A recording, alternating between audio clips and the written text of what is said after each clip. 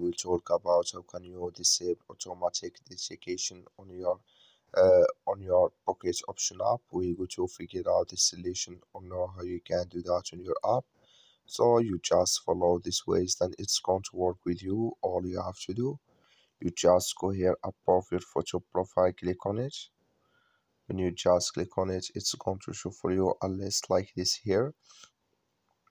So then all you have to do now, you just click on settings here, just click on it.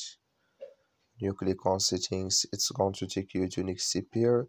It's going to show for you like this. Then you click here on time zone, just click on it. So when you click here on time zone, it's going to take you to next step here.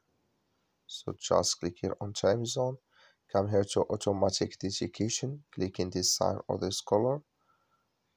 So like you see color, it's gone. That's mean automatic notification disabled with us now. That's all you have to do. Thank you for watching. Don't forget to support us by liking and subscribe.